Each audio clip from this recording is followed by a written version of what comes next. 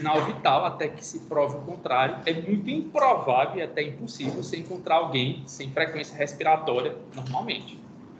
É improvável você encontrar alguém sem pulso normalmente, tá certo? Então, sem um deles, a pessoa significa um colapso de funcionamento, digamos assim, um colapso global de funcionamento de todas as atividades do paciente, né? Então, pessoal, sinais vitais, o nome ele é bem autoexplicativo, eles são indicadores do desempenho de função vital, né? Então, frequência respiratória. Vocês não sabem o amontoado de informações que a gente tem numa simples contagem e avaliação de padrão respiratório de um paciente. Desde distúrbios metabólicos, distúrbios neurológicos, distúrbios musculares, distúrbios de troca. Vocês não sabem o tanto que a gente tem de informação por avaliação de temperatura de um paciente. Essa temperatura ela pode estar associada, por exemplo, uma hipertermia, que a gente sempre pensa, febre é igual a infecção. Isso nem sempre é verdade, pessoal. Às vezes, uma hipertermia ela pode estar relacionada com uma gama de doenças autoimunes, com atividades neoplásicas, com miscelânea de doenças que não são classificadas nem entre infecções, nem doenças autoimunes e nem atividade neoplásica. E tudo isso só por uma temperatura elevada. E isso se estende aos demais sinais vitais. Pressão, pulso. A gente vai falar de dois que, classicamente, eles não são considerados como sinais vitais. Mas hoje, cada vez mais, a literatura o coloca como um sinal a ser aferido constantemente. É a oximetria, aí a gente precisa de aparelhos especiais para isso, mas a gente está bem difundido, né? E o outro é dor, tá bom? Então, para que servem os sinais vitais, pessoal? É óbvio que ele serve para avaliar padrão basal de um paciente. Então, o paciente cardiopata que chega para vocês, quando a gente vai ver que o sinal vital importantíssimo, quando a gente estiver vendo a semiologia das taquiarritmias e das bradiarritmias, é frequência cardíaca. Ali você já vai definir, meu Deus do céu, eu estou diante de um grande grupo de bradicardia ou de um grande grupo de taquiarritmia. E o primeiro de tudo é ver frequência cardíaca, né? Então, ele orienta o diagnóstico inicial de uma enfermidade. É muito improvável vocês pensarem em atividade infecciosa sem alteração de temperatura. É muito improvável vocês pensarem em hipertensão arterial sistêmica sem alteração da pressão do paciente. E outro ponto importante é que aqui você observa processos fisiológicos do paciente, a evolução desse paciente. Então, um paciente que ele chegou com aquele diagnóstico sindrômico lá na nossa primeira aula de insuficiência respiratória pulmonar aguda, se ele chegou com frequência respiratória de 30, você, opa, estou preocupado com esse paciente. No entanto, ao longo do tempo, ele vai com frequência para 25, para 24. Então, ali é um processo fisiológico que está em melhora. Agora, pelo contrário, se ele vai 35, outra consulta, numa outra avaliação sua, está de 40, esse paciente está em processo de pior. E geralmente isso é acompanhado também por alteração nos outros sinais vitais. Outro ponto, né, dos sinais vitais, toda vez que eu vou no meu cardiologista, ele fica preocupado com dois sinais vitais para mim: minha pressão e minha frequência cardíaca. O usuário de beta-bloqueador, ele tem que saber se minha frequência cardíaca está na faixa de 60 a 80 batimentos por minuto, na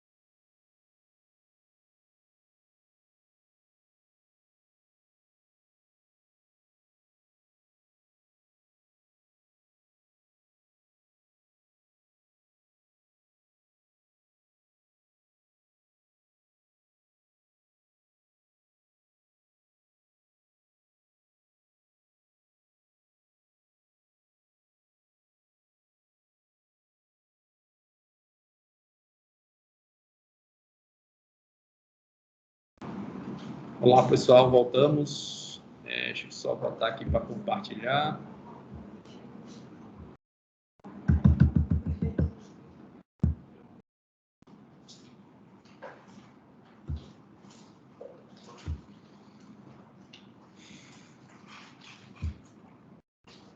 Tá.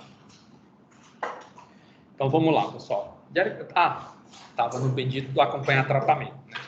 Então, outro ponto é um paciente com hipertensão, o que é que você vai acompanhar? Pressão. Então, isso daí você toda vez vai aferir sinal vital. Então, habituem-se a sempre aferir os sinais vitais dos pacientes de vocês. Então, frequência cardíaca, frequência respiratória, pressão arterial, temperatura axilar, pessoal. É importantíssimo. E sempre confrontar, né? Um sintoma de febre, às vezes ele não pode ser encontrado no seu exame físico que viria com hipertermia, né? Quando você colocasse o termômetro na axila do paciente. O sintoma de palpitação, que muitas vezes ele pode vir associado com elevação da frequência cardíaca no seu exame físico, pode vir com frequência cardíaca normal. Como é que você sabe isso? Confrontando esses dados, aferindo os sinais vitais do paciente, tá bom? Então, como eu já adiantei para vocês, né? São sinais vitais, é diretamente relacionado às funções orgânicas que mantêm a vida, né, pessoa.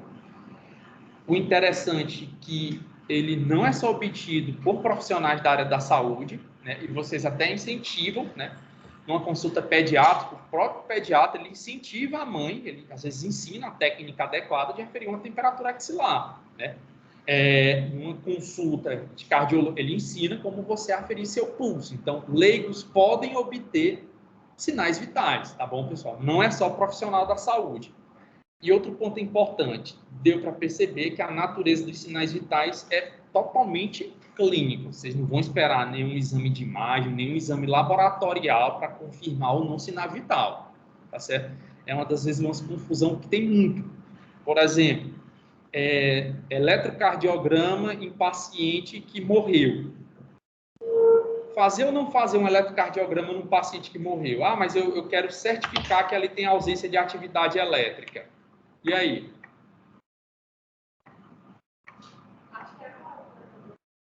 Eu só gloso tudo. O paciente ainda, tipo, aí você falou que morreu, né? Foi, o paciente faleceu, aí não, vou precisar de um eletrocardiograma para liberar aqui para certificar. Vamos lá. É um diagnóstico. Você vai atrás de quê para saber se ele está morto? Os sinais vitais. Os sinais vitais, eles são eminentemente o quê?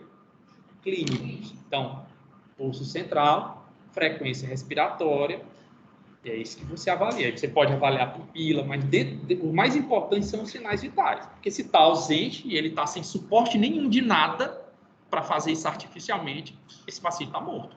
Tá certo, pessoal? Então, se tiver esse negócio, eu preciso de um eletro... Não é, porque o diagnóstico ele é clínico, porque você vai atrás de sinal vital. O sinal vital é eminentemente clínico, tá bom?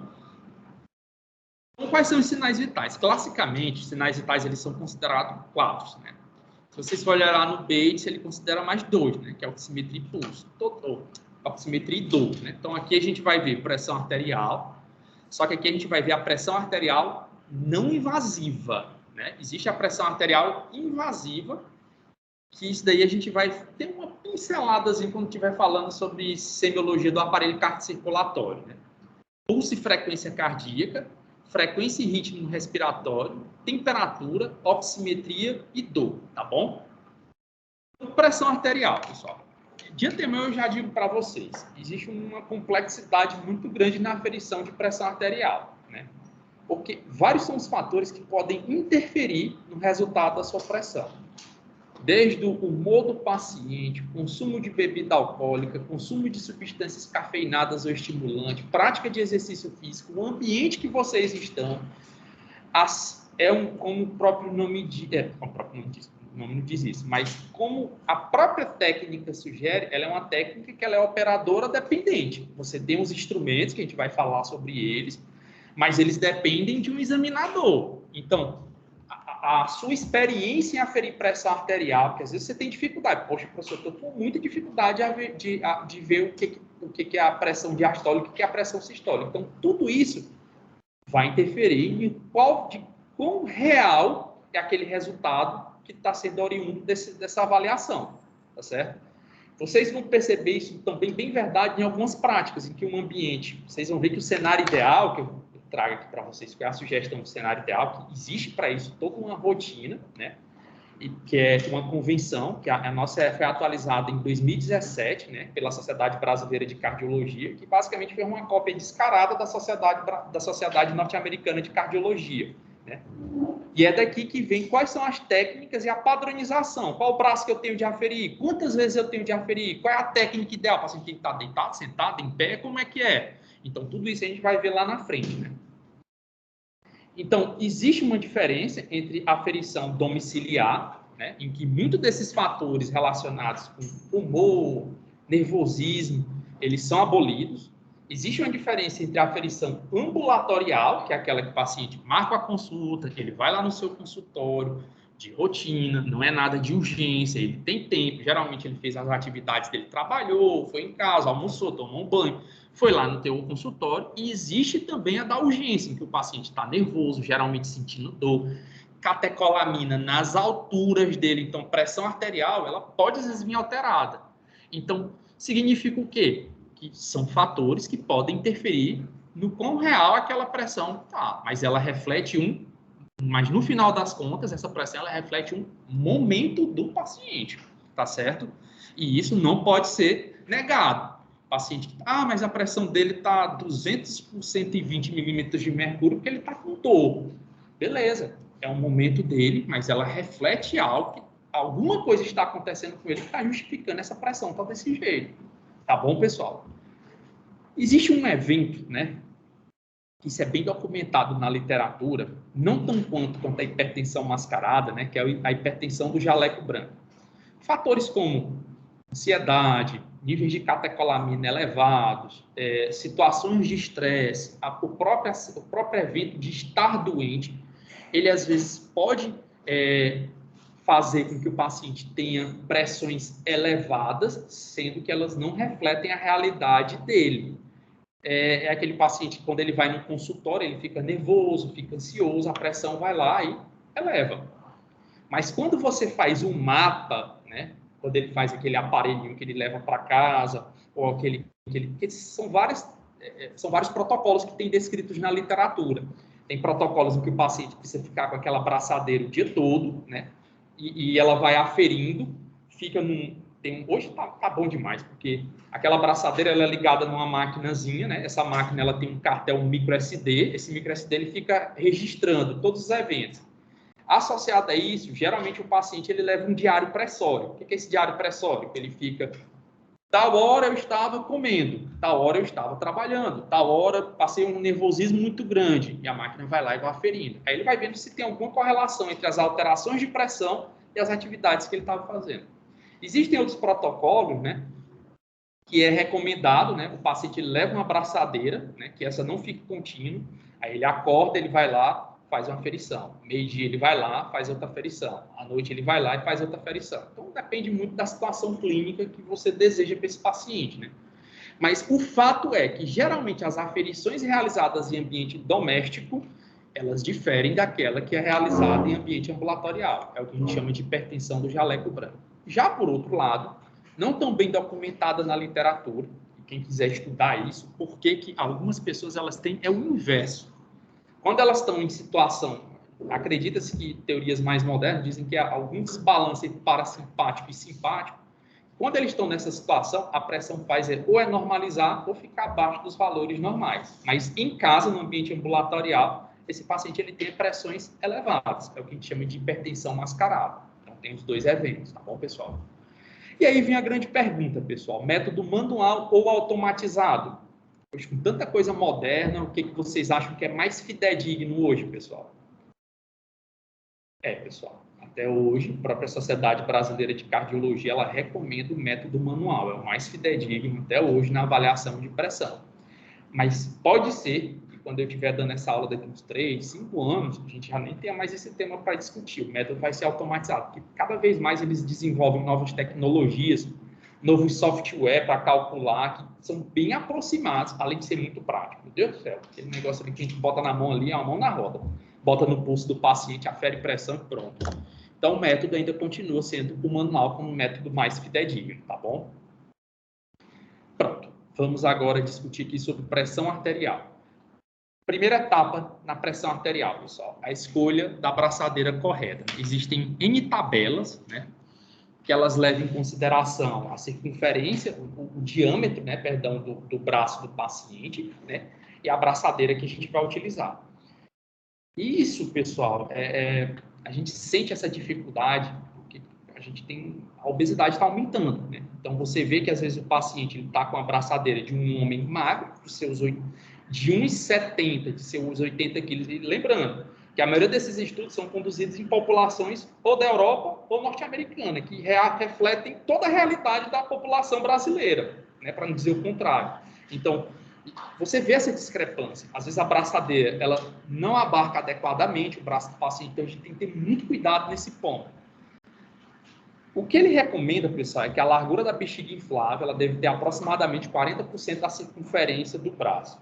Pessoal, tem várias tabelinhas. A própria braçadeira, muitas que são as validadas pelo Inmetro, eu não sei se vocês já tiveram a curiosidade de ver, mas elas têm umas figurinhas de pessoas, né, e a braçadeira que é indicada.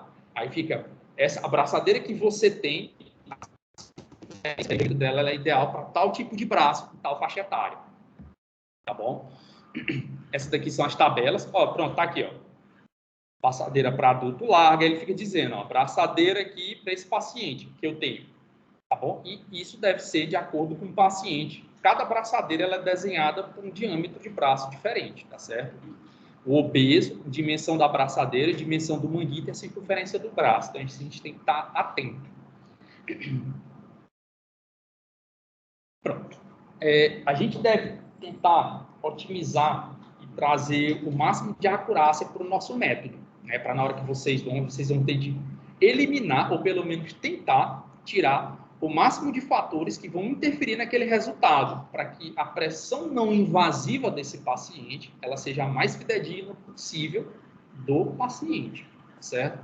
Então, pedir, se vocês tiverem essa oportunidade, geralmente em ambulatório, né, tem a recomendação, não beba, não fume ou não use nenhuma substância estimulante 30 minutos antes de aferir a pressão arterial. Prática de exercício é 1 hora antes. Não pode praticar exercício 1 hora antes, né?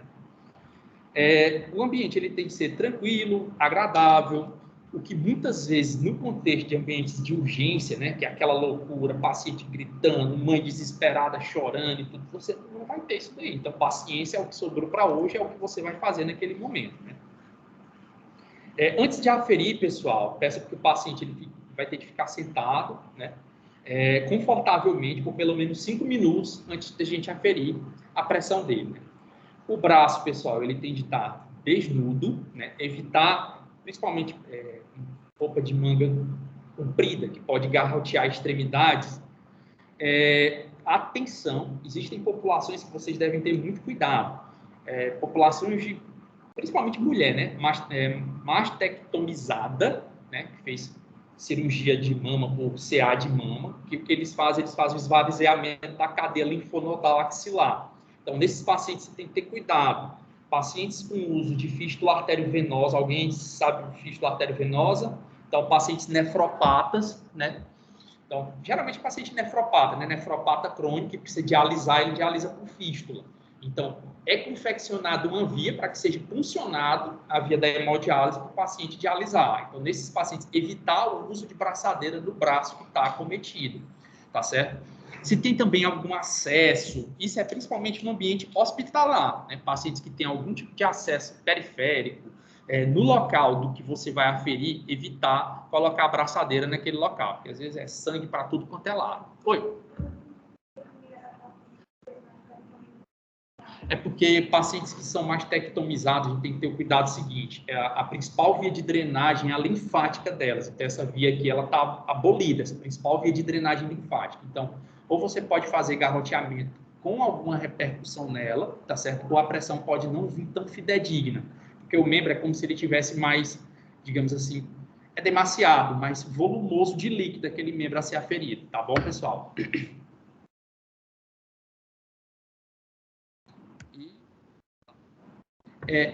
Lembrando, pessoal, a técnica que a gente vai usar é uma técnica palpatória e auscultatória. Então, a gente usa as duas ao mesmo tempo. A gente vai palpar a artéria braquial do paciente na fossa cubital dele, tá certo? Depois de palpar a fossa, a gente cola. Vocês palparam a artéria braquial do paciente, né? Eu tô botando no esquerdo, mas é no direito, viu? Por padronização, a gente usa o direito. Já a gente vai ver como é essa técnica de palpação, viu? Então, vocês palpam na fossa cubital do paciente. A abraçadeira ela vai ter de ficar pelo menos umas 2,5 centímetros a 3 centímetros da fossa cubital, tá certo? Vocês vão ver que a abraçadeira, ela tem acho que tenta facilitar a nossa vida, né? Elas vão ter uma linhazinha que diz o seguinte: artéria, é ali que aquele ponto de artéria ela deve ir, tá certo, pessoal?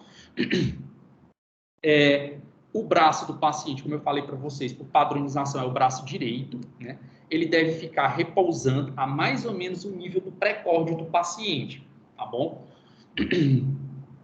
Se o paciente estiver sentado, pessoal, ele vai tentar repousar o braço em cima de uma superfície, tá bom? E isso ele tem que ficar o mais tranquilo possível. Falei. Foi? Não, pode vir alterada, mas é porque foi padronização colocar o braço direito, tá certo? Porque às vezes pode ser o braço esquerdo ser mais próximo do coração, pode vir alguma alteração, mas a padronização foi essa. Agora, se você me perguntar, professor, por que foi padronizado direito? Boa pergunta, não sei. Mas posso ver, né? O porquê, se tem algum estudo que eles viram braço direito é melhor para aferir do que o braço esquerdo. O pessoal pesquisa tudo, né? Graças a Deus. Que responde essas nossas dúvidas. Eu também nunca me perguntei isso. Por que escolheram direito? Ótima pergunta essa daí. Eu vou botar esse vídeo aqui, pessoal. Vamos lá.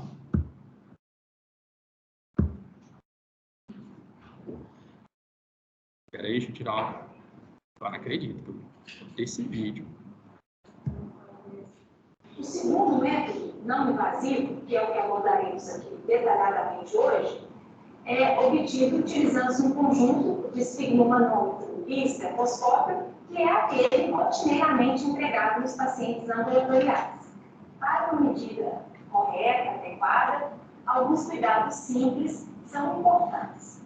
O paciente deve estar em ambiente tranquilo, silencioso, não deve ter ingerido bebida alcoólica ou cafeína nos últimos 30 minutos que precedem a medida, não deve ter realizado exercícios físicos nos últimos 60 minutos e, de preferência, deve estar em repouso mesmo nos 5 a 10 minutos que precedem a avaliação da pressão. Deve estar confortavelmente sentado, com os pés apoiados no chão, sem cruzar as pernas. E é muito importante que nem o paciente, nem o examinador conversem enquanto a pressão está sendo aferida. O aparelho para a medida da pressão deverá ser periodicamente aferido, mesmo que o ponteiro do manômetro esteja marcando o número 0, calibrações anuais são necessárias ou caso seja detectada alguma anormalidade. Primeiramente, certifique-se de que o manípulo tem as dimensões adequadas para o braço do paciente a ser avaliado. Manitos de proporções inadequadas podem produzir falsas elevações da pressão arterial. Para certificar-se da adequada proporção entre as dimensões do manito e do braço do paciente, existem tabelas já montadas que indicam quais são os tamanhos de conjunto manito e bolsa adequados para as diferentes idades e biotipos de pacientes. Ajuste o manguito ao braço do paciente. Membro superior direito, posição confortavelmente sentado, e certifique-se de que a extremidade inferior do manguito esteja a 2 ou 3 centímetros da fossa cubital do paciente. O examinador deve posicionar o estetoscópio com a angulação natural do aparelho voltada para a frente. Tanto o diafragma quanto a campânula podem ser utilizados para a medida da pressão arterial, sendo mais comum que se utilize o diafragma. Deixe o paciente em repouso por pelo menos 5 minutos e explique a ele o procedimento. O membro superior direito deve estar confortavelmente apoiado numa altura ao nível do pré-córteo do paciente. Caso seja uma primeira consulta, uma primeira avaliação, a pressão deverá ser verificada nos 2 membros superiores.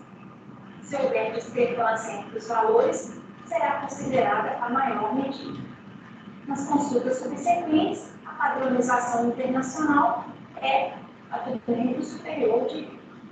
Nunca faça medidas sobre roupas ou próximo a roupas apertadas que possam estar garroteando a região. Também não realize medidas seguidas. Caso seja necessário repetir a avaliação, espere pelo menos 1 minuto entre as medidas. Devemos associar 2 diferentes metodologias para a aferição da pressão arterial, no sentido de aumentar a confiabilidade das medidas. São elas os métodos auscultatório e palpatório. Localize o local onde melhor se possa palpar a artéria braquial na fossa cubital. É nesse local que será apoiado o diafragma do estetoscópio. Em seguida, certifique-se do pulso radial. Com o estetoscópio já posicionado corretamente, vamos iniciar pelo método palpatório. Palpando a artéria radial, insufle o manguito até que se obtenha a oclusão da artéria, até que o pulso não seja mais percebido e conte 30 milímetros de mercúrio acima desse nível. Posicione o seu estetoscópio na artéria braquial e promova a desinsuflação lenta, com 2 a 3 milímetros por segundo. O primeiro som ouvido se refere à pressão sistólica e o último som auscultado marca a pressão diastôlica. Caso os sons não desapareçam, estejam auscultados até o ponteiro do manômetro atingir o 0, será considerado o momento de abafamento dos sons como o valor da pressão arterial diastólica.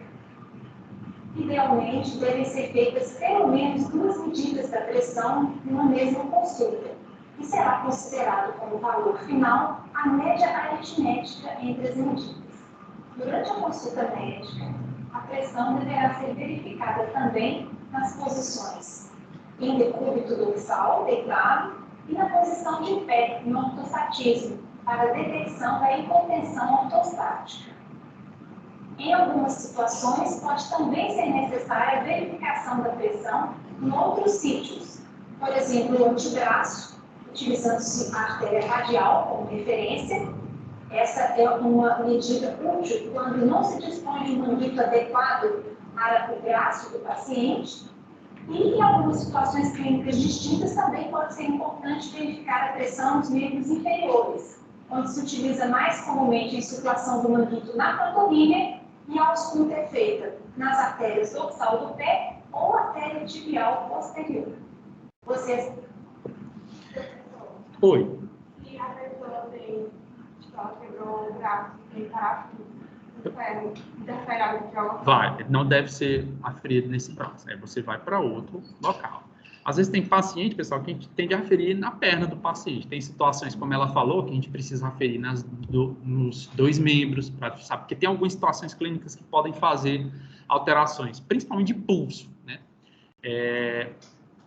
Deus do céu, tô ficando velho. Aneurisma de aorta, lembrei. Seja agora, não altei agora. Então, a aneurisma de aorta faz isso, principalmente a aneurisma de aorta rota, né? O paciente faz discrepância nos pulsos de ambas as extremidades. Né? Tá bom, pessoal? Essa é a técnica de aferição de pressão arterial não invasiva. Né? Trouxe para vocês aqui o que é considerado normal, né? Em 2017, junto com a padronização dessa técnica, né, a American Heart Association, né, ela lançou um guideline, né, em que ela trazia novos valores do que é considerado normal de pressão arterial. Então, normal a gente considera como pressão arterial sistólica menor do que 120 e pressão arterial diastólica menor do que 80, não é é sistólica menor do que 120 e diastólica menor do que 80. A gente já considera como pressão elevada valores que estão entre 120 e 129 de pressão arterial sistólica e diastólica menor do que 80. Hipertensão estágio 1 já é de 130 a 139 milímetros de mercúrio ou 80 a 89 milímetros de mercúrio. Professores se tornaram bem mais rigorosos, né? Porque antes ainda se considerava como pressão normal faixas de 120. Então, assim, está 129, é menor do que 130. É óbvio que nessas duas faixas aqui de pressões elevadas e hipertensão estágio 1, você não dá remédio para o paciente, mas aqui vocês já podem interferir nas mudanças de hábitos de vida. Oi. Quando é que a gente pode detectar a hipertensão? Quantas vezes a pessoa tem que aferir para dar esse tal para ser hipertensão? Nessa nova recomendação da sociedade norte-americana, o que eles pedem é se o paciente manter os níveis pressóricos em reavaliação em 3 a 6 meses, é considerado hipertensão. Mesmo que seja hipertensão estágio 1 ou pressão elevada. Ele pede a reavaliação. Aí aqui o que ele pede, pessoal? Recomendação de mudanças de hábitos de vida. Você fala, perca peso, alimentação mais saudável. Então, esse ponto aqui. Por que eles viram isso, pessoal? É porque estudos foram feitos que observaram que populações que tendem a ter a pressão que eles consideravam antes normotenso, mas era entre 120, abaixo de 130 de sistólica e abaixo de 89 de diastólica, elas tinham muito mais complicação a longo prazo, com insuficiência renal, insuficiência cardíaca, alterações oculares, né? Porque é lesão crônica ocasionada pela hipertensão descontrolada. Então, hoje, o que muda a mortalidade é controle rigoroso da pressão, pessoal. E o problema é, controle rigoroso da pressão, a gente sempre tem a ideia de pensar que é só remédio, mas o impacto principal são mudanças comportamentais. E por isso que hoje eles consideram esse valor já elevado. Já não é mais normal. Pressão menor do que maior entre 120 e 129 não é considerado mais normal. E o estágio 2 é maior ou igual a 140 ou maior do que 90, tá certo, pessoal? E sempre eles pedem recomendações de reavaliação de 3 a 6 meses, tá bom?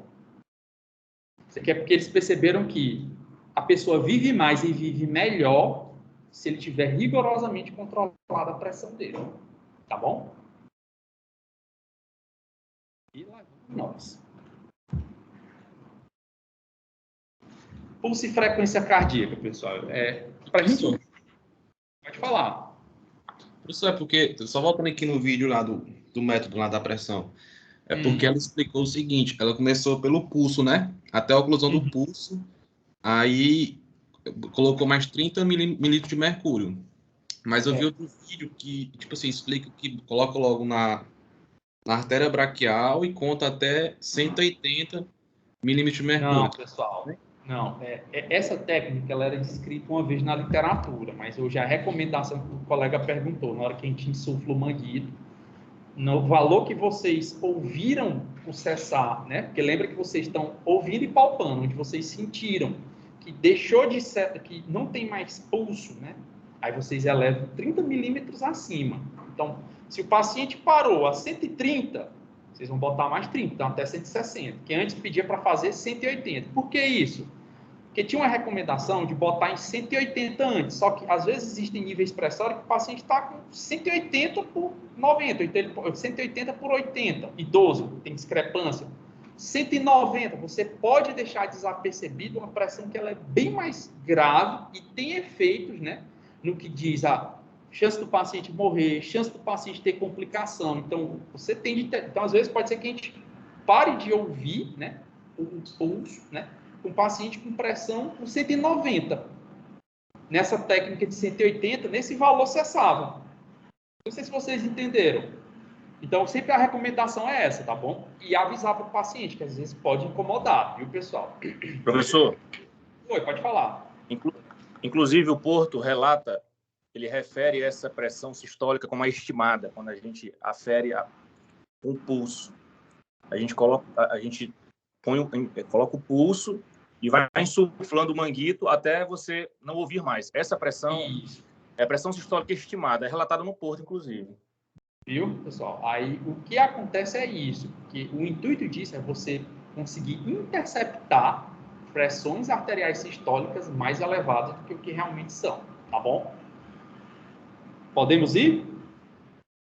Então, beleza. O coração, pessoal, para a gente entender pulso, a gente tem que entender o coração como uma bomba, né?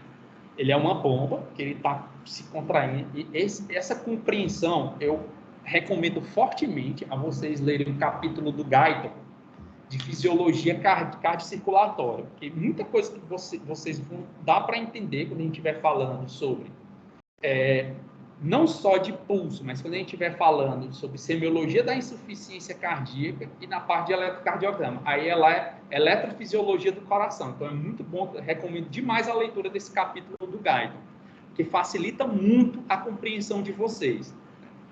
Mas, enfim, quero que vocês entendam o coração como uma bomba pulsátil. Essa bomba, quando ela está pulsando, ela se contrai e ela faz a ejeção de uma coluna de sangue, uma coluna de líquido que é o sangue.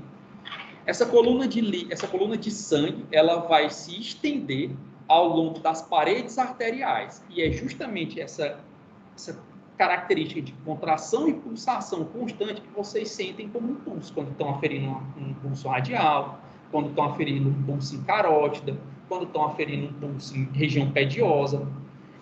É o funcionamento dessa dinâmica de contração do coração, ejeção do sangue, esse sangue circulando nas paredes, batendo, se chocando contra as paredes das artérias do paciente. É claro que fatores como idade, calcificação, elasticidade, eles vão interferir na qualidade com que ocorre essa propagação dessa coluna de sangue ao longo das artérias. Então, toda vez que o sangue ele é lançado, né, do ventrículo esquerdo para a aorta, a pressão e o volume ejetado provocam oscilações ritmadas em toda a extensão da parede arterial. As paredes arteriais se distendem, criando uma onda de pulsação que progride rapidamente, pessoal. Então, o que a gente vai considerar? Primeiro de tudo, pessoal, a literatura. Professor, mas eu olhei em tal lugar que o pulso é tanto de normal. Eu olhei em outro que é tanto. Pessoal, entendam, isso vai depender da população estudada. Será que o pulso da população nordestina é o mesmo pulso da faixa de normalidade da população holandesa? Em que a média de altura de uma mulher lá é 1,80 e o homem 1,90? Será que isso vai refletir? Então, por isso que às vezes a gente pode ver essas discrepâncias. E sempre é bom vocês questionarem isso, porque a maioria do que a gente considera normal, ele é oriundo de estudos conduzidos em populações em que o pessoal pesquisa as coisas. Europa e Estados Unidos. O que muitas vezes, será que o normal lá é o normal aqui? Então, por isso que pode ter essas variações do que é considerado normal. Mas o fato é que faixa etária também a gente tem o que é considerado normal. Para vocês terem uma ideia, frequência cardíaca de recém-nascido de 120 a 140. Abaixo de 120 a gente considera que ele é bradicárdio. Acima de 140, taquicárdio. De lactente, de 100 a 120. E assim sucessivamente até o adulto, de 60 a 100 batimentos por minuto. Isso daqui, pessoal, é a frequência que é considerada normal. Que vocês vão ter de contar quantas vezes essa onda de sangue sendo conduzida, ela se choca contra a parede dos dedos de vocês, contra o dedo de vocês. Vocês também vão dizer se esse pulso ele é cheio, quando ele é facilmente palpável, não resta nenhuma dúvida para vocês, ou às vezes ele pode ser fino e fraco, quando dificilmente você consegue palpá-lo, né? E dificilmente você consegue perceber ele. Muitas vezes você está palpando e perde o pulso. Poxa, eu não estou mais sentindo esse pulso aqui do paciente. Por quê? Isso às vezes pode representar colapso cardiocirculatório, pessoal. Então, um paciente que está infartando, um paciente que está com uma infecção grave, o pulso geralmente dele é fino e fraco. E ele vem associado com outros comemorativos, né? Vocês vão sentir que a pele está pegajosa, está úmida, está fria. Então, assim, isso é importante também saber a qualidade do volume desse pulso, né? Outro ponto importante é vocês saberem se é rítmico ou não, né? Quando ele é rítmico, o pulso ele vem em caráter regular. Ele não tem oscilações de vem uma pulsação, 10 segundos depois você ouve outro, ou vem uma pulsação, vem várias pulsações seguidas, depois para. Não, o pulso ele é sempre regular, o que reflete a atividade rítmica do coração. Mas, professor, existem situações em que isso pode não acontecer? Existem e são várias. Quando a gente estiver falando sobre semiologia das taquiarritmias e das bradiarritmias, a gente vai ver que tem umas que o paciente ele tem frequências de 160 e para até ter frequências de 30, 29 e 20. É a síndrome braditaque. O paciente fica oscilando entre bradicardia e taquicardia, bradicardia e taquicardia. Algumas situações o paciente ele vai ter frequências elevadas, que elas não vêm rítmicas, o que reflete a atividade anormal do coração.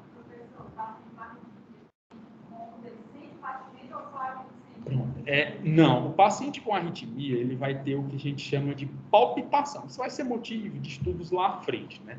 Mas o que o paciente sente não é a arritmia em si. O que ele sente é o coração, que é descrito na literatura, é o coração tentando voltar ao seu ritmo normal. É isso que ele sente. É o que se chama de palpitações, que é a sensação inadequada de batimento do coração, que teoricamente a gente não percebe o nosso coração batendo, né? Aí, palpitações nem sempre ela significa evento patológico. Na verdade, na grande maioria dos casos, ela não tem importância clínica nenhuma. Aí a gente vai ver quais são as situações clínicas em que, esse cidadão está com essa palpitação, eu vou investigar, porque isso não é normal. Tem as situações clínicas para isso, tá bom? O ruim das aulas, quando é no início, que eu fico parecendo igual político, só prometendo as coisas para frente. Eu vou cumprir, viu? Então, vamos lá. Então, hoje, pessoal, o que a gente vai dizer agora é normocárdico, né? Para a gente aqui, a gente vai considerar entre frequências de 60 a 100 batimentos por minuto. Bradicardia, quando a frequência cardíaca ela é abaixo de 60 batimentos por minuto. E taquicardia, quando a gente está diante de frequências cardíacas acima de 100 batimentos por minuto. Tá bom? Isso, esses valores são para adultos, pessoal. Para crianças, já vou logo dizer na minha total ausência de conhecimento, pessoal. É um mundo à parte, é um ambiente que, entendeu? Então, vocês vão ter clínicas especializadas para isso, tá bom? A gente bota aqui porque é para informação extra, de que nem sempre o normal é o que a gente pensa que vê só para adulto, né? E criança é tudo metade, né? Criança é um adulto pela metade. Então, pessoal, local para aferição de pulso, né? Os mais práticos da gente aferir é disparadamente radial e carótida. Esses daí são os mais práticos, né? Então, artéria radial, artéria carótida, artéria femoral, a gente pode ver na poplite, nossos amigos cirurgiões vasculares usam demais isso daí, quando eles querem ver vasculopatia, né? Pulso pedioso e pulso tibial posterior. Pontos importantes, pessoal. Os nossos pacientes, a gente pode aferir sempre pulso radial, só que em algumas situações clínicas, pulsos centrais, eles são mandatórios. Pacientes com níveis pressóricos baixos, dificuldade de sentir pulso do paciente, aquele paciente que está com pulso fraco e filiforme, o local para você tentar aferir o pulso dele vai ser na carótida ou na femoral, tá bom? Parada cardiorrespiratória, por favor, de hoje, se vocês estiverem comigo, não me façam passar vergonha. Se eu ver você lá numa parada, não tem pulso, eu vou fingir que nem conheço vocês. Pulso em parada cardiorrespiratória é pulso central, ou carótido ou femoral, tá bom, pessoal?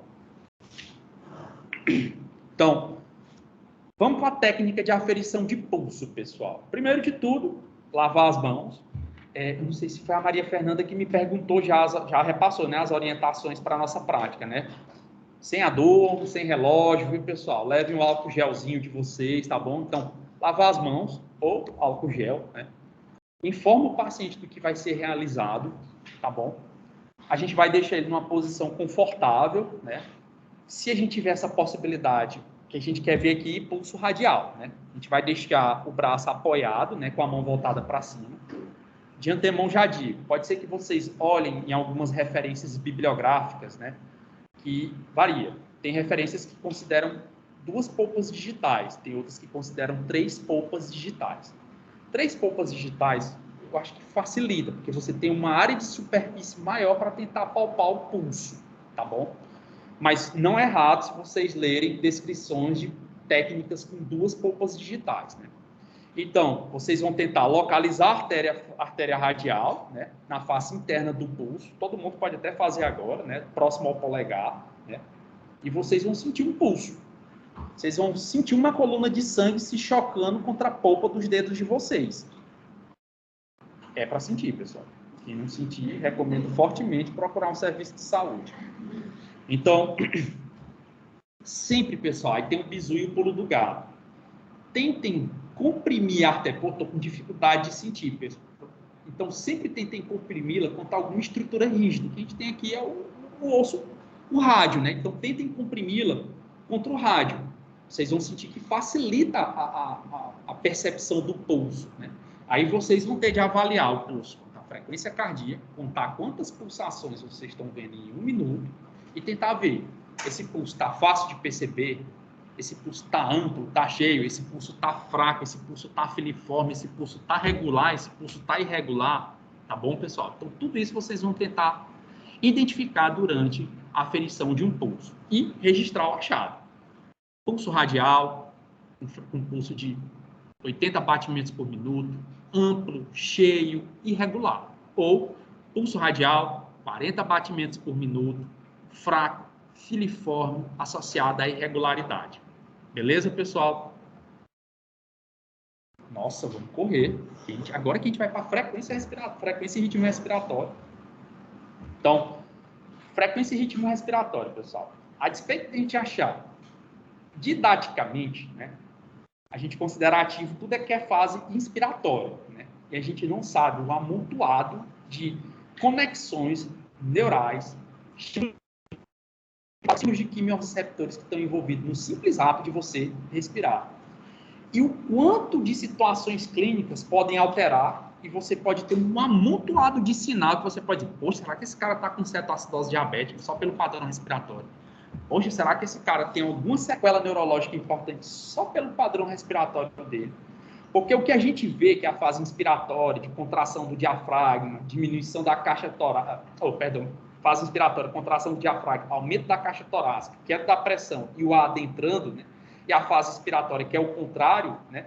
A gente não sabe o amontoado de vias neurológicas que está relacionado com isso. Então, o paciente, se o paciente tem uma lesão de tronco, então o paciente fez um AVC de tronco, ele pode ter manifestação respiratória.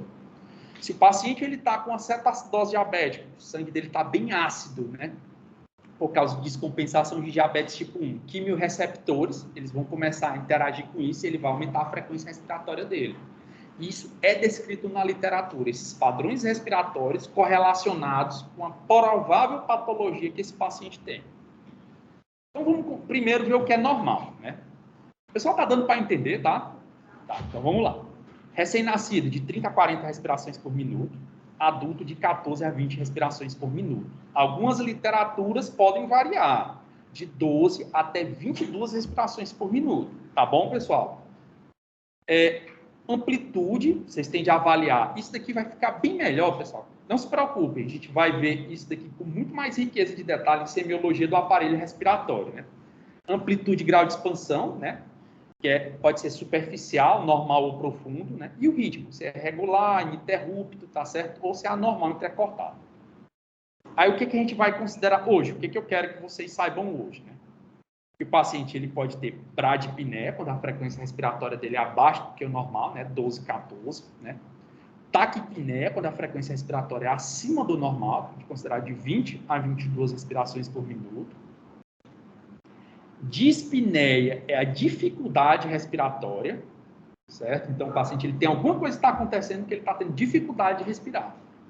E, junto com isso, a apneia, que é quando o paciente não respira, tá certo? Então, esses são os dados semiológicos de hoje. Na hora que vocês forem para a prática, o paciente está com frequência de 25, frequência respiratória de 25 respirações por minuto. Ele está taquipneia. Então, se o paciente fala para você, doutor, eu estou respirando muito rápido, vai dizer, paciente com taquipneia intensa, ou taquidispneia, eu estou com dificuldade de respirar.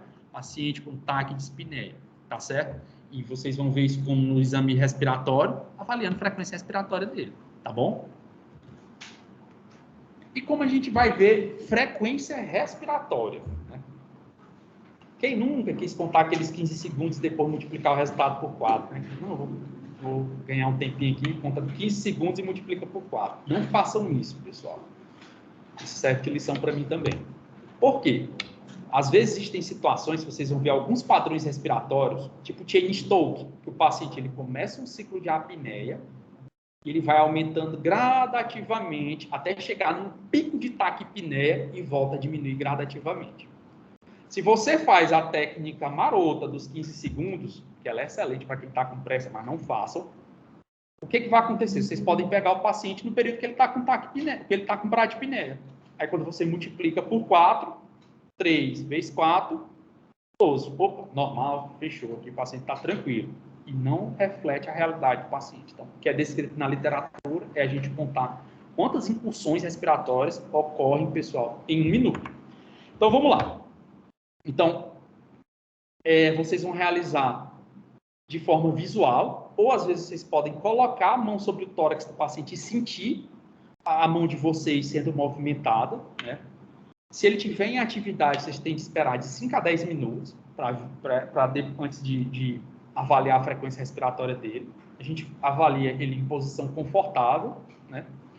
E a gente vai observar o ciclo respiratório completo. Então, o que vocês podem ver é a cada incursão respiratória, então, a cada inspiração, a cada ciclo de inspiração e expiração, vocês contam uma respiração. E ver isso quanto dá em 1 minuto, tá certo? Nesse interim de tempo, vocês já vão vendo outros dados. Vocês já vão observando a amplitude respiratória, o ritmo respiratório, e vocês vão contar isso, quanto deu de movimentos durante 1 minuto, tá certo? E registrar os dados. Oi? A amplitude a gente considera a inspiração. Então,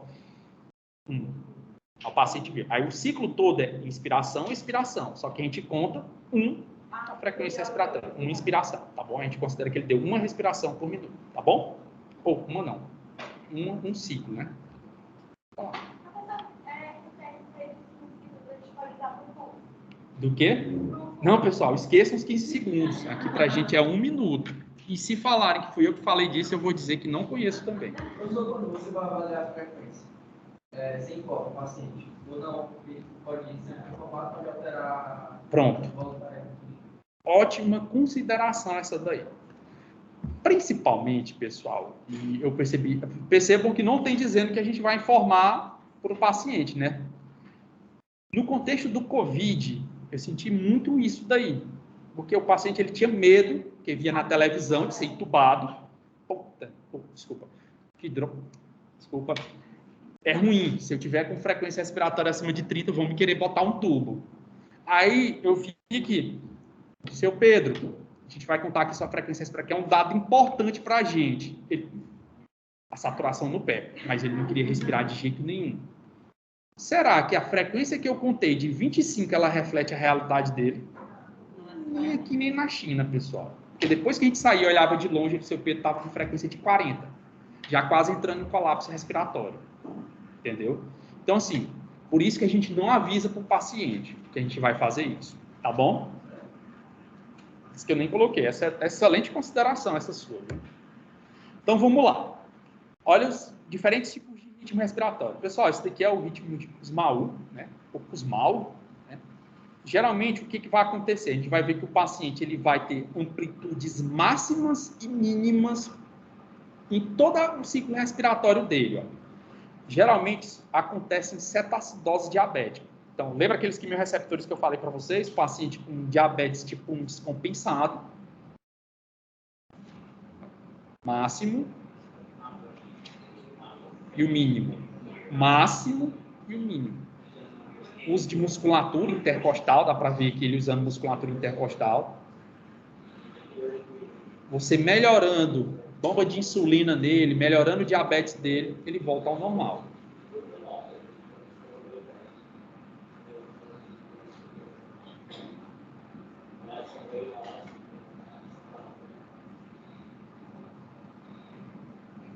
O hálito cetônico, ele é bem tenso nesse espaço que vocês estão cheirando. Oi?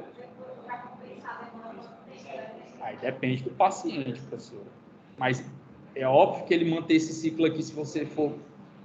Ele vai chegar em colapso, ele vai chegar uma hora que ele vai fazer um ciclo, que é o que a gente chama em gasping. Né?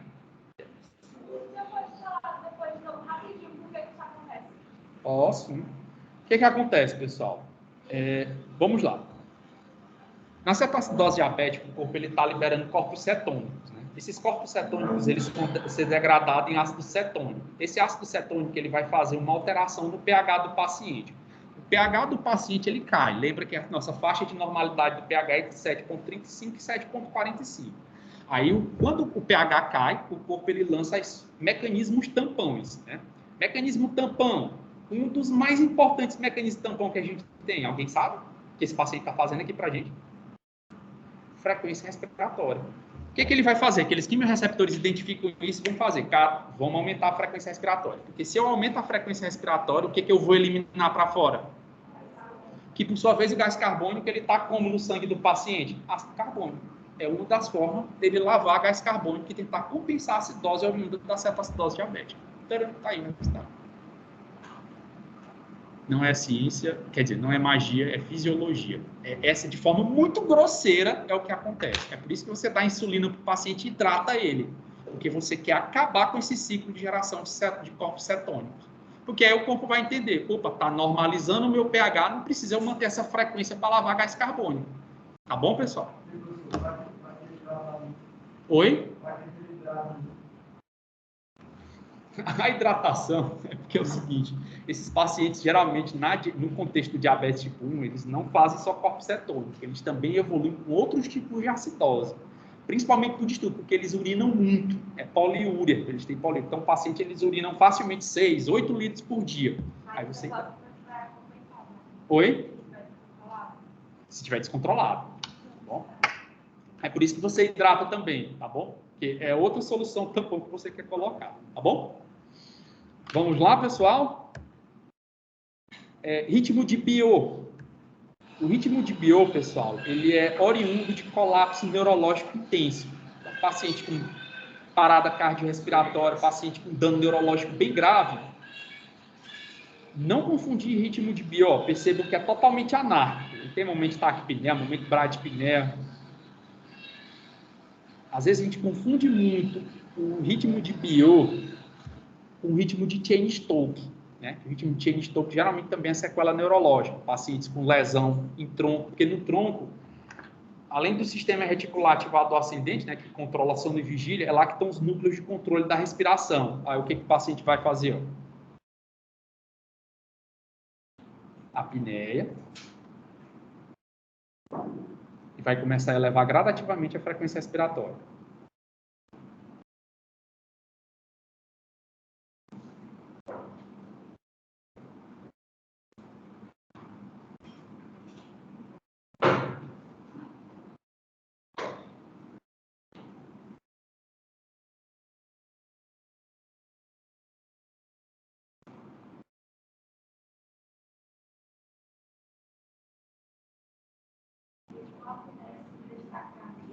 Só que ela vai aumentando gradativamente a frequência respiratória, até na hora que ela chega num padrão máximo de frequência respiratória e volta a cair, até chegar em apneia, reiniciando o ciclo constantemente.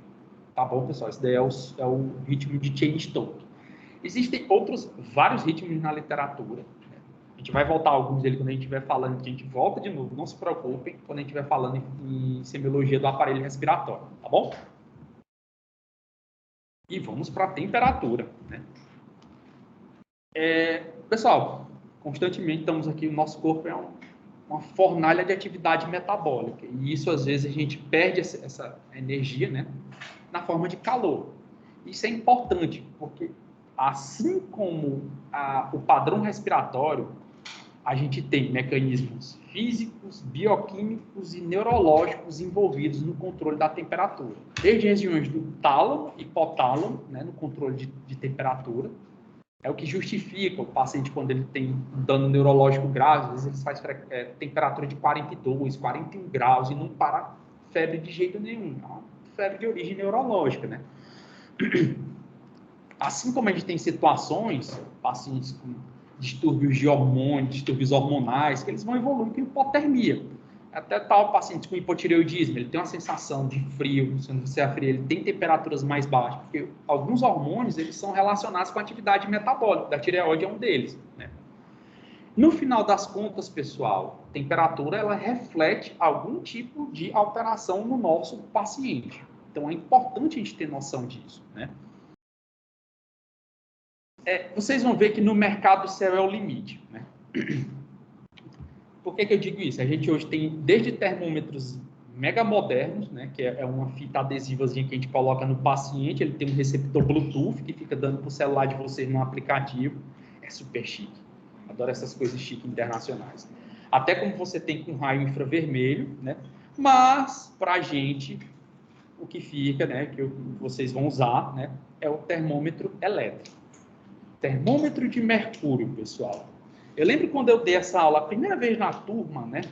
Uma colega que ela tinha acabado de ter, uma aluna que ela tinha acabado de ter filha de doutor, mas o Ministério da Saúde proibiu a venda de termômetros de mercúrio. Eu fui mesmo, nem sabia dessa informação. Já a gente vai falar disso, né? Outro ponto importante, pessoal. Temperatura é outra coisa que vocês vão ver na literatura que tem uma variação muito grande, porque temperatura é do local em que é aferido, do sítio em que é aferido, das condições do paciente em que é aferido. Então, várias situações podem mudar o que é a faixa de normalidade no paciente. O que a gente vai considerar aqui, pessoal? Que é o considerado normal, né? Temperatura axilar a gente vai considerar 35,8 até 37,5. Algumas literaturas consideram de 35 até 37,7. Acima de 37,7 a gente tem hipertermia, abaixo de 35 a gente tem hipotermia. Então, varia bem isso daqui. Então, não é normal vocês... Eu só digo isso porque às vezes vocês podem olhar e, poxa, o professor só está ensinando errado. Não, é porque varia muito na literatura esses dados do que é considerado normal, né? Assim como a temperatura oral e a temperatura retal, elas têm variação do que é considerado normal. Então, mesmo nesses pacientes, o que é considerado normal na temperatura axilar é diferente do que é considerado normal na temperatura retal, né? Lembrando, em geral, hipertermia, como eu tinha adiantado para vocês, ela pode refletir processos infecciosos, mas nem sempre isso é verdade, tá bom? Posso? No slide anterior.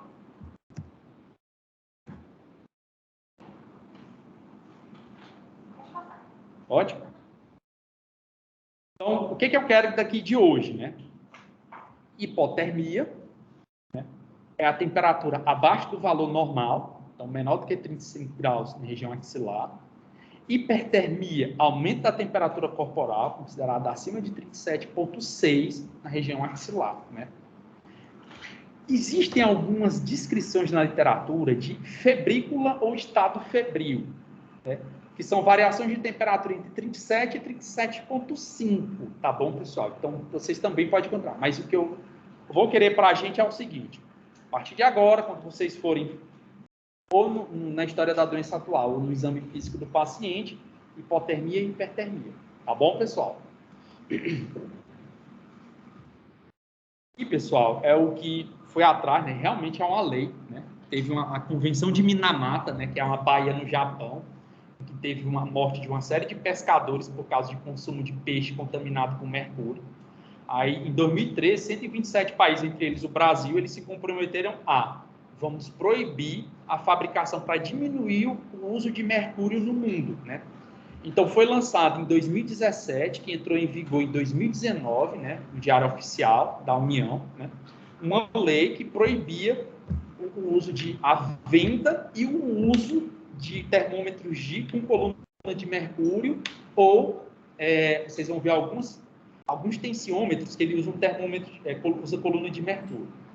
Pessoal, se a gente for bem aqui no HUT, ainda tem esse termômetro de mercúrio. Então, como ainda pode encontrar, não sei se às vezes pode ser que a gente não vá no hospital tão chique internacional que ainda tenha lá um tensiômetro com coluna de mercúrio. Então, a gente tem que saber manusear essa tecnologia. Se é o que tem para hoje, paciência, né? Você não vai botar, de acordo com o ministro, não vou aferir essa temperatura, porque foi proibido, e o paciente se ruindo de febre. Mas eu creio que com o tempo, né, Antes aqui ficava o termômetro de mercúrio. Eu acho que com o tempo eu vou... Esse slide aqui, ele vai... Agora está ficando termômetro de mercúrio barra termômetro elétrico, né? Com o tempo vai ficar só o termômetro eletrônico. Então, qual é a técnica de aferição, né? De temperatura axilar? Lavar as mãos, né? A gente vai explicar o procedimento do paciente, a não ser que esse paciente tenha algum tipo de controle, deve ser estudado do metabolismo dele, que ele consegue controlar. Vou ficar hipertérmico, vou ficar hipotérmico, a gente pode explicar, né? Então, explica o procedimento do paciente, né? Opa, me animei demais. A gente realiza a desinfecção do termômetro, né? Com álcool a 70%. E a gente vai promover naquele que tinha do coluna de mercúrio, né? A gente sacode para tentar fazer a descida da coluna de mercúrio até o bulbo. O mercúrio ele tem que ficar todo concentrado no bulbo do termômetro, né? Já no termômetro elétrico, até chegar ao zero. Alguns dão um pip do zero, né? A gente enxuga a axila do paciente aqui é para temperatura axilar, né? Coloca o bulbo do termômetro na prega axilar e espera, né? Alguns termômetros, isso daqui era para o termômetro de mercúrio, né? Eles dão a recomendação de ficar 5 minutos na axila do paciente. Os termômetros eletrônicos, na hora que eles chegam no equilíbrio entre o eletrodozinho, que consegue identificar a troca de calor entre o paciente e o eletrodo, eles vão lá e dão um sinal sonoro. Então, às vezes, pode ser que a gente não precise nem ficar os 5 minutos. É 1 minuto, 2 minutos. Eles tentam equilibrar. Na hora que equilibrou, né? A temperatura do paciente equilibrou com a temperatura do termômetro eletrônico, ele vai lá e dar um sinal sonoro. Você pode tirar e aferir qual for o valor que tem lá e anotar esse valor. Tá bom, pessoal? Essa daqui é a técnica de aferição da temperatura axilar. Aí, obviamente, a gente vai retirar o termômetro da haste, ler, anotar o valor, realizar a nova desinfecção, guardar o material e registrar o que a gente conseguiu, tá bom? Aqui, pessoal, é comparando, né? De todos o que a gente vai mais usar, pessoal, é o axilar, né? Porque ele é um acesso fácil e seguro, né? Agora, o ruim é que ele é facilmente influenciado por alterações ambientais, né? O oral, pessoal, ele é fácil acesso de colocação, né? A leitura ela é mais rápida, agora a gente tem que ter um cuidado, pessoal. Criança pequena, evitar colocar, porque criança pequena, às vezes, ela pode morder o termômetro elétrico, quebrá-lo na boca dele, então evitar em criança não colocar. A retal, ela é uma das que oferece os resultados mais fidedignos de avaliação de temperatura corporal. Só que deu para perceber que ela é extremamente cômoda, a gente usa muito ela em população pediátrica. Quando vocês estiverem pagando pediatria, rodando em pediatria, é um que se usa mais, é a temperatura retal em população pediátrica, né? Agora, pacientes com diarreia, afecção retal, como hemorroida, né, fica mais complicado, além de ser uma posição incômoda e bem constrangedora para o paciente, né? Então, nas nossas práticas, o que a gente vai usar é em axilar, tá bom? Eu vou correr um pouco, pessoal, porque senão vai passar do nosso tempo, né? Agora eu vou falar para vocês de oximetria e dor. Né? De antemão, a oximetria, o que ela avalia? Ela avalia a saturação de oxigênio pela hemoglobina. De grosso modo, ela avalia o quanto de oxigênio a hemoglobina está carregando naquele paciente. E, pessoal, vocês não sabem o tanto de informação que isso me dá. Primeiro de tudo, é como se baseia o princípio, né? A gente vai ver que o oxímetro hoje, eu cheguei a pegar esses oxímetros que são os trambolhão do tamanho do mundo, né? Mas hoje o oxímetro é digital, né? O que acontece? Esse oxímetro ele vai ter uma luz, geralmente uma luz infravermelha, em que fica um receptor de luz contralateral. O que vai acontecer? Essa luz ela é incidida, né? Tem um transdutorzinho que gera uma luz. Essa luz ela transpassa o dedo do paciente, se choca contra a hemácia dele, né? E ela reflete nesse receptor aqui. Esse receptor intercepta como veio esse espectro de luz, né? E ele faz um cálculo, e ele diz o quanto aproximadamente aquela hemoglobina está sendo carregada de oxigênio.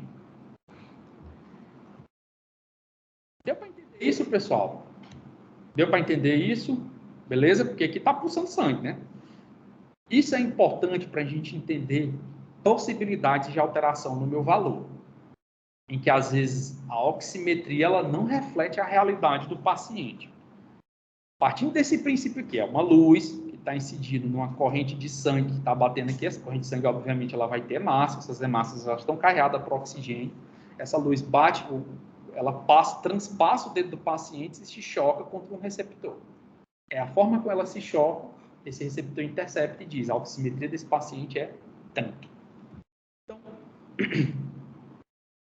fornece, pessoal, o que pode alterar uma oximetria. Lembrem-se que, como eu falei para vocês, é sangue que está sendo, como a hemácia está carregada de oxigênio. Então, ela reflete muito bem alterações cardíacas e respiratórias. Como assim, professor? Um paciente que está com falência de bomba. Então, o coração não está mandando sangue adequadamente para o dedo. Vocês acham que a oximetria vai estar normal ou vai estar alterada? Alterada. Um paciente que, então, isso daqui, problema de bomba. Um paciente que levou uma facada e está se esvaindo em sangue. Vocês acham que a oximetria dele vai estar normal ou vai estar alterada? Alterada. Um paciente que, num acidente de trânsito, ele teve uma intoxicação por monóxido de carbono. Então, o monóxido de carbono está lá se ligando com a hemoglobina dele. Vocês acham que a oximetria dele vai estar normal ou alterada? Alterada. Um paciente que está com Covid, então, os alvéolos dele, que são as unidades de troca, estão lá com uma reação inflamatória intensa. Como é que vai estar a oximetria dele? Alterada. Então, perceba que só pela oximetria, a gente viu, poxa, que pode ser alteração cardíaca, alteração no circulatório, ou é bomba, ou é quem transporta o oxigênio, ou é a falta do transportador do oxigênio, ou é a dificuldade que eu tenho de respirar. Então, só para a oximetria, tanto de informação que eu posso ter sobre esse paciente, de forma bem rápida e prática, né? O bom é que é uma monitorização contínua e não invasiva, né? É fácil a instalação, indolor, né? E ampla utilização. Agora, partindo do princípio de como é gerada essa oximetria, a gente tem de ter noção de algumas situações que podem prejudicar a leitura da minha saturação. Se o paciente está hipotenso, então se ele está hipotenso, extremidades vão ficar frias, mal perfundidas, então significa que o sangue não está indo na periferia adequadamente. A oximetria ela vai estar o quê, pessoal? Alterada.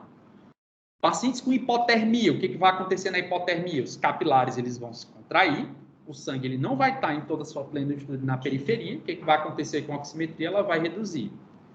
Pacientes com anemias graves, o cara não tem um carreador, o sangue vai... não tem um carreador, então, principalmente isso acontece muito nas metahemoglobinemias, né? O paciente ele tem alguma alteração em que ele tem a hemácia, né? Mas a hemácia não consegue se saturar de oxigênio adequadamente, aí a gente vai ter alteração.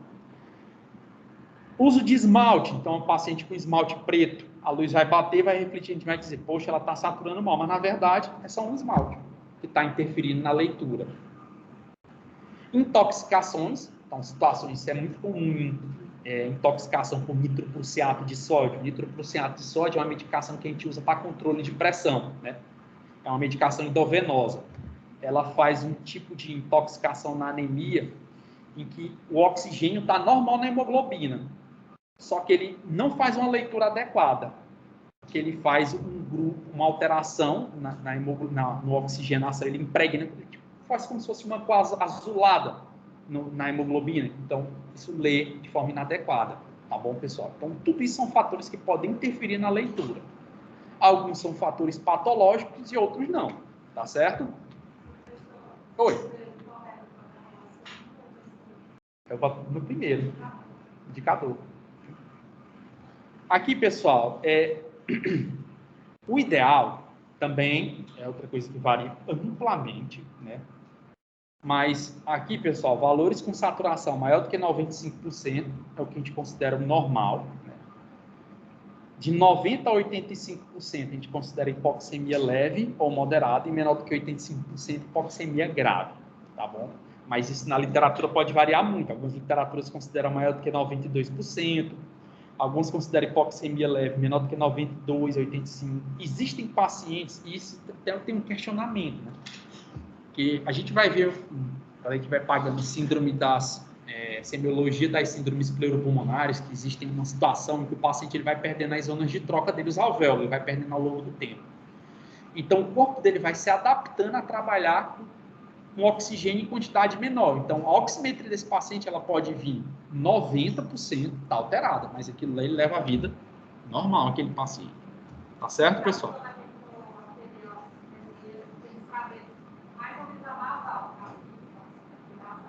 Não, a oximetria, isso. Tem que saber a oximetria basal do paciente. Eu entendi tua pergunta, que se o paciente for DPL cística, aquilo ali vai ser o normal dele. Sim, sim, sim. Muitas vezes, os pacientes eles não têm esse acesso. Então, o que a gente considera? Para esses pacientes DPL císticos, a gente considera de 88% até 92% o normal deles. Tá bom? E vamos lá. Por fim, agora sim, está chegando no fim mesmo. Eu pensei que ia ser rápido essa aula. Dor, né? Então, esse é um outro sinal vital que vocês sempre devem avaliar. Né? O grande questionamento antes é saber se é dor aguda ou crônica. Pessoal. Se a dor é não associada à atividade neoplásica, a câncer, a gente considera aguda se é menor do que 3 meses. Né? Se for associada à neoplasia, se for maior do que 1 mês, o paciente está sentindo dor por mais de 1 mês, ela é considerada crônica, se for associada a uma dor neoplásica, tá bom? Como aferir, pessoal? A gente tem várias escalas descritas na literatura, né? Sendo que a gente vai mais usar a escala de Wong-Baker por face, né? Ou a escala numérica. A por face a gente usa geralmente em crianças. Vocês tentam ver qual é a face do paciente e dar uma nota. Ou perguntar, de 0 a 10, 0, não estou sentindo dor nenhuma, e 10, a pior dor que o senhor já sentiu na vida, qual é a nota que o senhor dá para essa sua dor? Ele vai lá e vai dizer, doutor, dou 8, dou 3, dou 4. É óbvio que dor varia amplamente de acordo com questões sociais, questões psicológicas, questões orgânicas. Tem pessoas que toleram muito melhor a dor do que outras pessoas. Isso é uma variação muito ampla. Então, sempre perguntar, de 0 a 10, 0 dor nenhuma e 10 a pior dor que você sentiu na vida. A questão, pessoal, é que existem pessoas que não conseguem se comunicar. Né? E também foi descrito na literatura e validado na literatura, né? Diferentes tipos de escala, BPS, aqui eu uso muito essa daqui, né? Que é a Critical Care Pain Observation Tool, que é a ferramenta de observação de dor em pacientes críticos. Ela foi desenhada para pacientes graves. Então, é de acordo com a situação clínica que vocês vão estar, né? Às vezes, uma escala melhor é uma escala de comportamento indicador de dor. Poxa, doutor, então quer dizer que se eu sou geriatra e eu atendo meu paciente com Alzheimer, que ele não se comunica mais, já tem uns 5 anos, que eu pergunto as coisas, ele não fala nada, CPOT, não, CPOT não foi validada para esse tipo de população, ela foi validada em pacientes graves, críticos. Para vocês pode ser mais uma escala de comportamento de dor, indicadora de dor. Então vai depender muito da situação clínica que você está. Para mim, eu uso muito essa daqui, porque 80% do meu tempo é em UTI. Então, eu uso muito essa escala aqui de dor. É a que melhor vai fornecer dados e mais fidedignos, porque quando alguém for estudar ela, a pessoa que desenvolveu essa escala, ela diz, cara, eu vou inventar uma escala e vou validá-la para pacientes com dor, mas que eles são graves e que não podem falar. Não foi a situação das outras escalas. Então, tudo vai depender da situação clínica de vocês, tá bom? Pessoal, não vou cobrar na prova, fiquem tranquilos. Isso aqui só é para informação, só para informação plus. Por exemplo, CPOT, a gente vai pontuando, né? A gente vai fazendo as pontuações, ela leva em consideração expressão facial, movimento do corpo, tensão muscular e adaptação do ventilador. Geralmente são pacientes que estão sob ventilação mecânica invasiva. É por isso que ela foi validada para esse grupo de pacientes. Se o paciente pontua mais do que 3 pontos, quando a pessoa estudou, ela viu que pessoas que tinham mais do que 3 pontos, elas eram correlacionadas com dor. Então, eram pessoas que ele fez lá o estudo de atividade elétrica, eletroencefalograma, estímulo de dor, e ele viu, opa, essa pessoa parece estar sentindo dor. Então, sempre a gente tenta botar menor do que 3. Então, se o paciente está com CPOT de 5, está com o doutor na visita, deu CPOT de quanto? O aluno vai lá, professor, deu CPOT de 5. Então, vamos otimizar a analgesia dele. Deu CPOT de 2. Depois vamos tirar essa morfina dele, que não está fazendo sentido. Tá bom, pessoal? E aí a gente tem as outras escalas também, tá certo? E agora eu prometo, pessoal, por fim mesmo. Está nos 2 últimos slides, pessoal. Tipos de dor, pessoal. O professor vai ficando tão preguiçoso que os 2 slides é só a cópia descarada do Bates, né? Peguei a cópia assim, botei aqui na leita. Vamos ter de trabalhar isso. Então, dor, ela pode ser nociceptiva, dor neuropática, e existem outros padrões de dor, pessoal. Dor nociceptiva, pessoal, geralmente ela está correlacionada com lesão tecidual, tá certo? Dor neuropática, pessoal, é no sistema de condução de dor que pode estar alterado. Então, às vezes o paciente, ele tem receptores no tecido dele, se ele tem uma lesão, ele leva uma facada, um murro ou alguma coisa, ou tem um estímulo qualquer, um estímulo álgico, receptores de dor vão ser estimulados, isso vai ser conduzido para ele. Então, dor somática, né, a nociceptiva, ela é relacionada com lesão tecidual. Às vezes a dor pode estar no trajeto de condução. Por exemplo, um paciente que ele tem uma neuralgia herpética, teve uma herpes, né, uma herpes zoster, pegou um trajeto nervoso e causou uma inflamação. Às vezes esse paciente ele não tem estímulo doloroso, mas o trajeto que conduz à dor, né, que é o nervo, foi acometido. Aí ele vai ter uma dor de caráter neuropática, tá certo? Que é o trajeto que conduz à dor que está acometido. Sensibilização central, pessoal, é uma dor ali o problema não é no tecido, não é em quem conduz a dor, é em áreas do cérebro relacionadas a processamento de dor que estão alteradas. Então, o paciente ele pode ter dor por alterações cerebrais. E a gente tem ainda dor psicogênico-idiopática, né? Que é geralmente aquela dor, pacientes... Essa daqui são as mais difíceis que eu acho, né? E eu tiro o chapéu para os colegas que manuseiam esse tipo de dor, né? Colega psiquiatra, né? Porque, assim, às vezes, ele tem um distúrbio que seja psiquiátrico, que aquele paciente, a dor é eminentemente psicogênica, a dor é psicológica. Professor, mas e aí a dor sendo psicológica, a gente não vai fazer nada, né? Porque a dor é pelo contrário, ele está sofrendo com aquilo. Então, a gente tem de fazer alguma coisa para manusear esse padrão de dor, que não deixa de ser dor também. Se você perguntar de 0 a 10, você está sentindo o quê? 10, está me incomodando, não vai deixar. Não, porque a dor é psicológica, eu não vou fazer nada, né? Tá certo, pessoal? Então, esses são os principais padrões de dor. Oi. Geralmente, fibromialgia é por alteração de dor tecidual de conduto, tá certo? E neuropática também, tá certo? Pessoal, perguntas? Nossa, essa aula aqui foi grande, hein? Professor. Oi. Eu vou tirando aqui para a gente fazer a nossa chamada. Central. Oi? O senhor pode repetir essa sensibilização central aí? A sensibilização central, o colega está perguntando. Professor, pode ligar, Luiz. A sensibilização central, o que o paciente vai ter é alteração no sistema nervoso central, nas áreas de processamento da dor. Porque lembrem-se que dor é algo extremamente complexo. É desde o estímulo no tecido, nos receptores que estão no tecido, no trajeto nervoso e até no sistema nervoso central. Então, tudo isso, se tiver alterado essa via, pode refletir como dor no paciente, tá certo? Oi.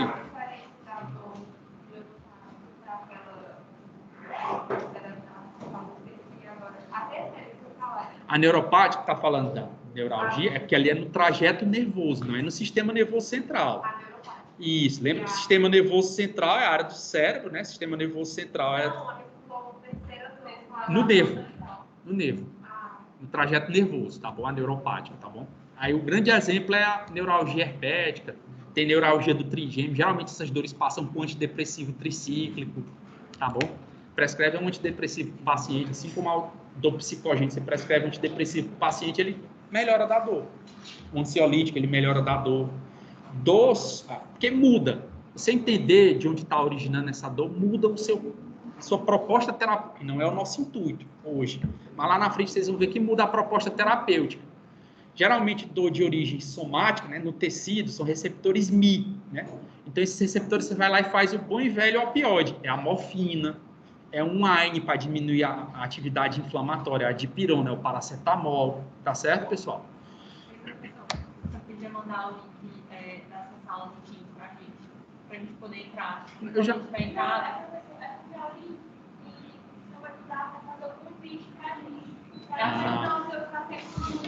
Professora, Peraí, deixa eu só sair aqui.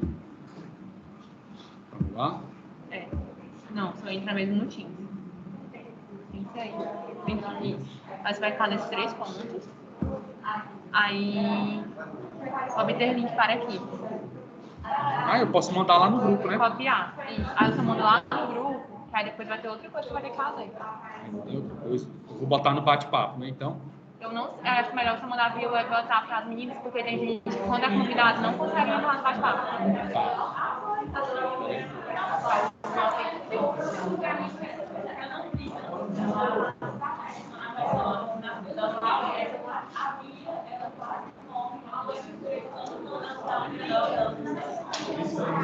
Vocês estão com calor, né? Pensei que era só eu. Pronto. Vou mandar para Maria Fernanda. Eu tenho uma conversa aqui. Mandei, Maria Fernanda. Aí, se você aceitar a gente, você volta aqui na. Aí, sobe lá pro início. Aí, agora eu querendo lembrar. É para ativar, eu já ativei a sala. Não, é para aceitar a gente na sala. E aí? Eu acho que aí. Deixa eu ver se vai dar.